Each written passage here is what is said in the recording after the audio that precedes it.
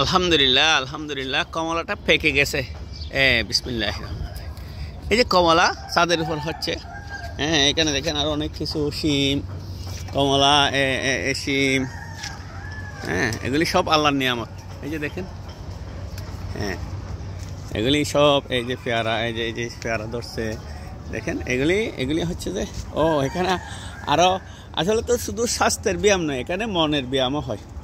মনের ব্যায়াম বলতে যখন আপনার বিভিন্ন ধরনের ফুল ধরবে, ফল ধরবে, আপনি হাতে ছিঁড়বেন, তারপরে যে দেখেন এলোভেরা, এই এলোভেরার ফুলটা কত সুন্দর দেখেন, এলোভেরার ফুলটা কত সুন্দর দেখেন, এটা ফুলটা আরও সুন্দর হয়।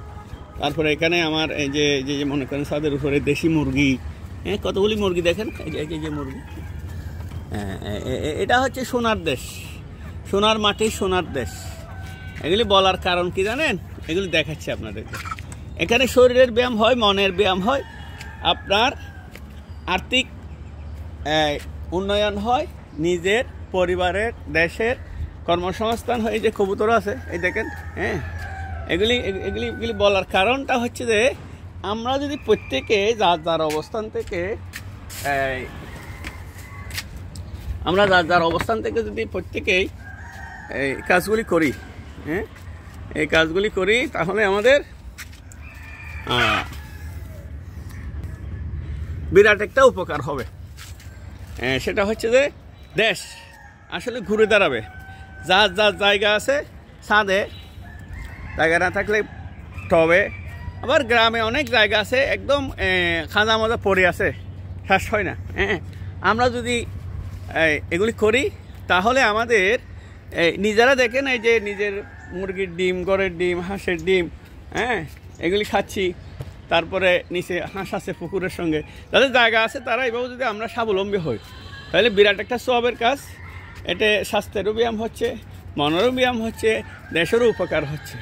আমাদেরকে যারা ভয় লাগাচ্ছে, ইন্ডিয়া, মোদি, সাম্প্রদায়িক, একটা কথা বলবো শুধু, আমাদের অ্যাডভোকেট শাহিউল ভাইকে যেভাবে তারা জবাই করে খুন করলো, একবার নিজের বিবেককে সাক্ষী রেখে একবার চিন্তা করুন, যদি বাংলাদেশের নয়, ইন্ডিয়াতে কোনো মুসলমান, এখানে তারা যেমন সংখ্যালঘু, ওইখানে তাদেরকে সংখ্যালঘু বলা হয় মুসলমানদের, একজন মুসলমান যদি ওইখানে যদি কোনো হিন্দুকে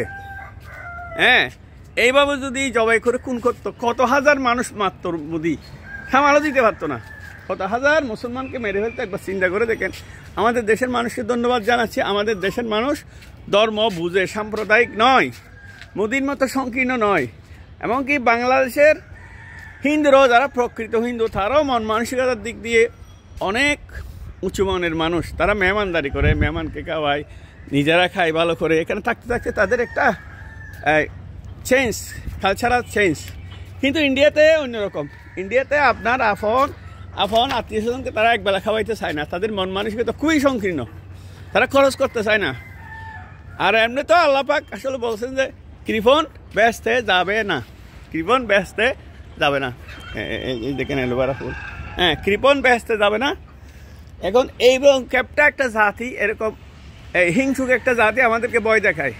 একটা উদাহরণ দিয়ে শেষ করি, সেটা হচ্ছে যে এই যে আফগানিস্তান একবার রাশিয়া দখল করেছিল, রাশিয়ার সঙ্গে যুদ্ধ করতে করতে করতে এরা জয়লাভ করেছে। যখন দেখছে পরিপূর্ণ কোরআন শাসন কায়েম হয়ে যাবে, তখন ইন্ডিয়া এবং আমেরিকা এবং ইউরোপ মিলে তাদেরকে দেশ ছাড়া করলো, যারা কোরআন শাসন কায়েম করবে, ইনসাফ কায়েম করবে, বৈষম্য বিরোধী একটা দেশ তৈরি করে ফেলার মতো ক্যাপাসিটি আছে, মডার্ন শিক্ষিত, অথচ কোরআন দিয়ে দেশ চালাবে, ইনসাফ ভিত্তিক দেশ চালাবে।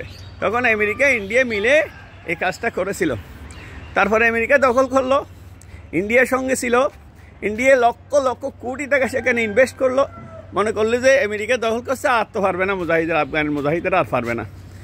এইভাবে যখন দেখা গেল যে বেশ কয়েক বছর পরে এরা হার মানতে রাজি না, এরা আল্লাহর কাছে, আল্লাহকেই ভয় করে, কাউকে ভয় করে না, মৃত্যুকেও ভয় করে না।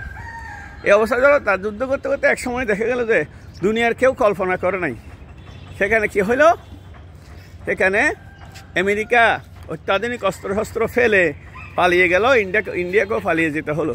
ওই ইন্ডিয়াতে সেখানে কিছুই করতে পারে নাই, যেখানে আমেরিকা টিকতে পারে না, ইন্ডিয়া হাহুতাশ করছিল, আত্মহত্যা করার মতো অবস্থা হয়েছিল তাদের সাংবাদিকদের তাদের। কিন্তু ঘটনা অন্যরকম, একজন হিন্দুকেও তো অন্যভাবেও তারা খুন করে নাই, এখানে তো কোরআন শাসন কায়েম হয়েছে। আর ইন্ডিয়া যদি এত সাহস থাকে, তোমার এত কোটি টাকা, হাজার হাজার লক্ষ লক্ষ কোটি টাকা নষ্ট হইলে সেখানে আফগানিস্তান আক্রমণ করো, পারো কিনা দেখো। আর এখানে বাংলাদেশের দিকে চোখ তুলে তাকানো সাহস করবেন না। আমরা মুসলমান, আমরা যদি প্রকৃত মুসলমান হয়ে যাই, আমরা প্রকৃত দেশপ্রেমিক হয়ে যাই, আমরা যদি সত্যিকার অর্থে আল্লাহকে ভয় করি, তাহলে মোদিকে ভয় করার কোনো কারণ নাই। আফগানিস্তানের কাছে যেমন আমেরিকা সহ ইন্ডিয়া সহ হেরে গেছে, আমাদের কাছেও ইনশাল্লাহ ওরা হারবে। তবে সত্য হচ্ছে আমাদেরকে প্রকৃত বান্দা হইতে হবে, খাঁটি মুসলমান হইতে হবে, নামকাওয়াস্তে মুসলমান হলে হবে না। আল্লাহ আমাদেরকে বুঝার তৌফিক দান করুন।